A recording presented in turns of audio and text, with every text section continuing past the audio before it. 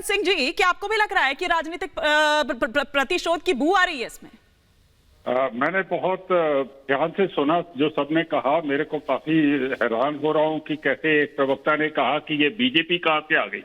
देखो, सीधी बात है कि बीजेपी की पॉलिसी है zero tolerance for crime and zero tolerance for anti party activities.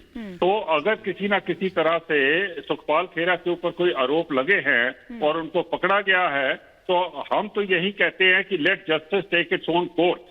पर जिस तरीके से उनको पकड़ा गया है और उनके ऊपर बहुत एक संगीन बातें भी है जो कि आपने बताई है, 2 किलो हेरोइन और उसके साथ और भी कई कुछ है, तो उनके साथ जो कानूनी कार्रवाई है वो कार्रवाई होनी चाहिए। पर इसके साथ साथ कुछ और प्रॉब्लम्स हैं।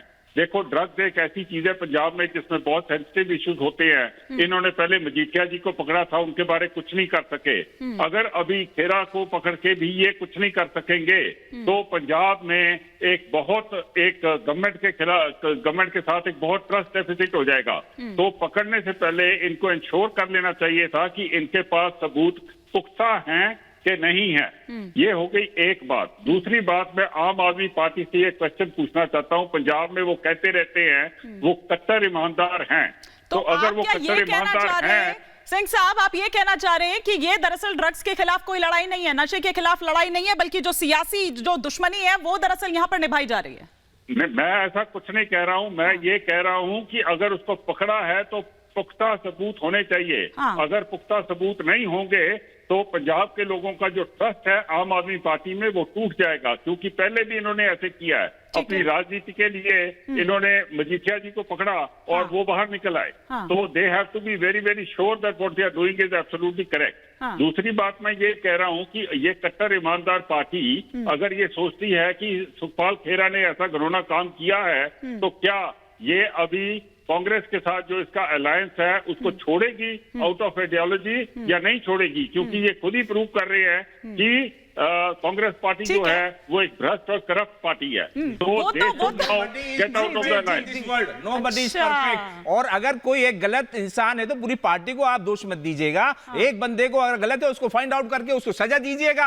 आपको सपोर्ट करना चाहिए इन सब चीजों का। अगर कोई क्रिमिनल है या इसमें कोई ड्रग का तो उसके खिलाफ आप बोलिएगा, आप उसको पूरी पार्टी बीजेपी की स्ट्रेटेजी है ये। अच्छा ठीक है, एक एक करके आप प्लीज स्क्रीन पर एक बार हर्षवर्धन त्रिपाठी जी और प्रेम कुमार जी को रखिए। और हर्षवर्धन त्रिपाठी जी, बीजेपी के कुछ प्रवक्ता ये बोल रहे हैं ये दरअसल जो राजनीतिक निकाह था ना, ये अब 3 तलाक की तरफ बढ़ रहा है। क्या ऐसा ही लग रहा है आपको?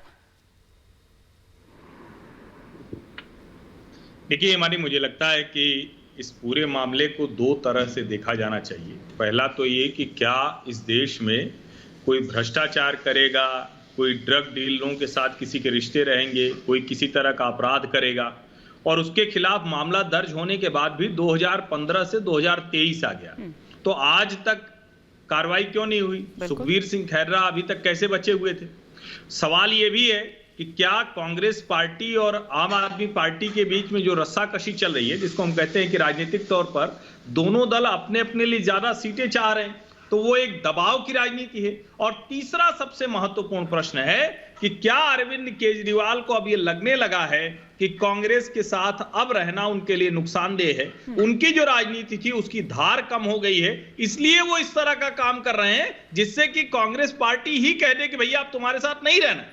तो मुझे निश्चित तौर पर यह लगता है कि गठजोड़ में मुश्किल हो रही है, टूटने का ऐलान हो सकता है। लेकिन यहां एक बात जरूरी है कहना कि पंजाब में नशे का कारोबार बहुत बड़ा है, और अगर उस कारोबार पर किसी भी तरह से आम आदमी पार्टी की सरकार कार्रवाई करे तो उसके साथ खड़े होना चाहिए। गठबंधन, गठजोड़ अगर इसके बाद भी बना हुआ है तो इसका मतलब है कि कहीं न कहीं लोगों की, समाज की, राज्य की कीमत पर यह सब हो रहा है।